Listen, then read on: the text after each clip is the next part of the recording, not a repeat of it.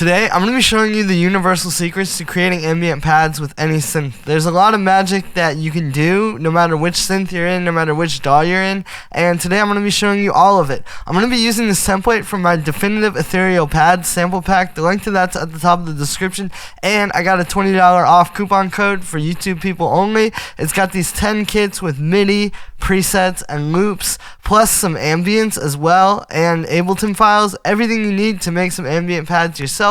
Definitely check that out. Thanks for the support, guys. Enjoy the coupon, and let's get started.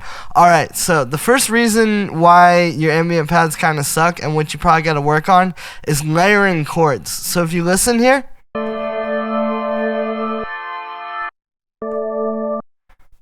you can see I have two different chords happening at once with these, and then as the chord changes, it keeps going.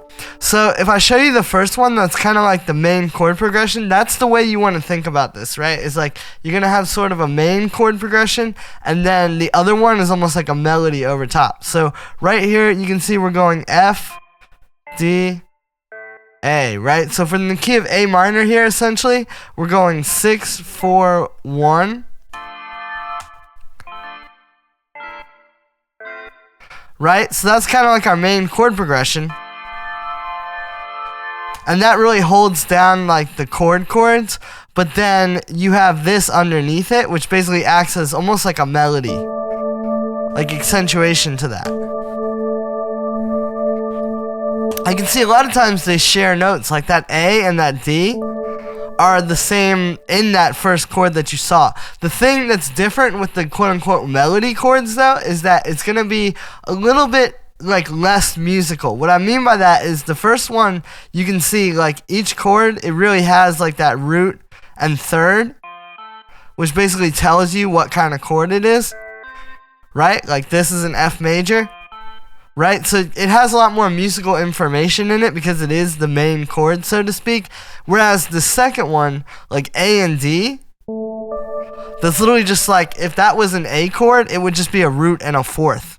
You know, it's not really so like musically inclined. Like you could play this in a major key or a minor key. And so that is kind of the first thing there that you want to think about, is that a lot of times what makes the pads really kind of like mysterious and ambient is not even so much like sound design, but it's really like that type of stuff where you'll have multiple synths playing multiple chords at once, kind of creating something. So then the next trick to making ambient pads in any synth is slight detuning with FM synthesis. So you can see I've got here operator. And see how the second oscillator here is at 3 on the fine tune? It's really subtle, but I can turn it up more and you'll see.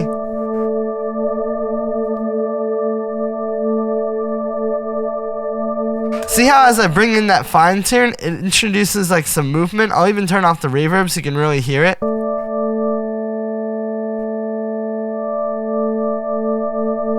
Right, so that's really important because that's going to keep this moving and like evolving and sort of morphing over time, is like detuning, but specifically with FM synthesis where you have here a carrier and an operator, and then the second one, yeah, that's the one you want to detune a little bit.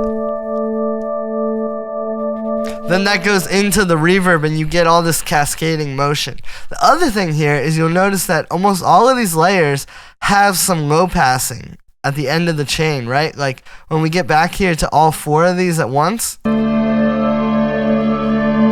can see they all got a low pass filter at the end of the chain. So that's another secret to making those nice kind of liminal ambient ethereal pads, is just making sure like at the end you don't have too much high end. If I turn all that off, you can literally see here like it's not gonna quite be as liminal and ethereal like that. See, it's a bit sharper, a bit less of like that kind of mysterious dark sound. And then if you bring it back in, the other thing with the low passing, and when you have multiple layers like this, which you kind of need to create the kind of ethereal pads you want, is that you can really push stuff back. Like if you get rid of all these, everything is kind of all in the same place. Whereas if you bring these in, See, you can kind of push these layers back and have them there underneath everything. And then have that thing right up front. And this thing is kind of the next piece that I think is really important for ethereal pads too, is you don't have to do this every time, but these layers where it's just a very slow glide,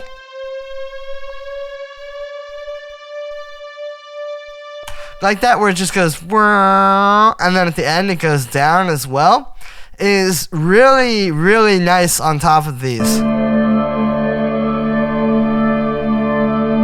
Right, you can hear it just makes this kind of like float.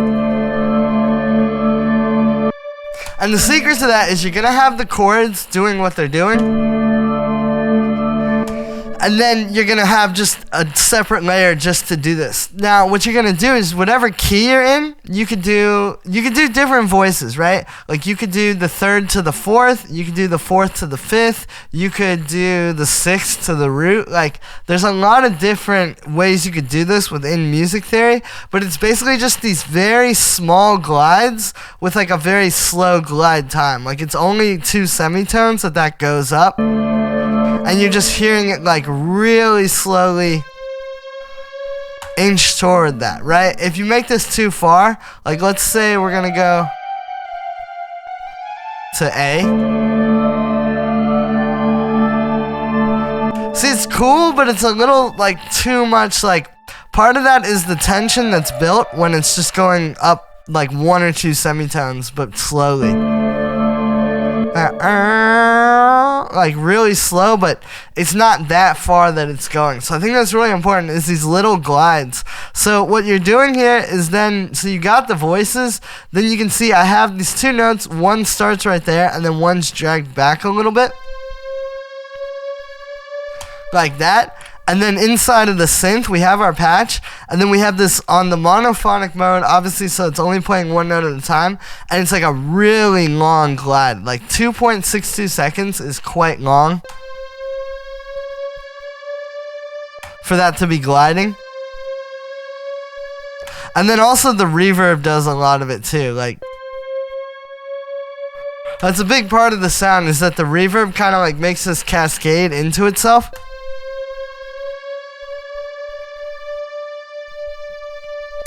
And you get that sound. And now the last technique that I want you to remember for ambient pads is do not neglect your bass layer. Right, you can see we have this bass here. It's actually kind of contradicting what you saw in that first chord, but they're creating chords together, where the first one was going, you saw it was starting on F, so we're kind of creating this D minor chord here. Because there's D there, and then you have F and A in the other chord. Right, a lot of times when people are thinking ethereal pads, they're literally just thinking like this layer. But see, it's very thin on its own. It's nice if you can add, not like full low end, but just something holding down the lower end. And what we're doing here is we got this wavetable synth, and then we're low passing it, so you just get this deep, but not super bassy. Like it's not like, you know, you don't want the sub, you don't necessarily want it so deep. Like if you look at this on the frequency spectrum, you really just want it like in here, like, you know, that 200 to 500 kind of range. And then the reason why is because then you're still gonna put it into some reverb. Right, it's still going to be spacey, so if it's too subby and too low, it doesn't really work with reverb, but then it just holds down the lower end of the pad.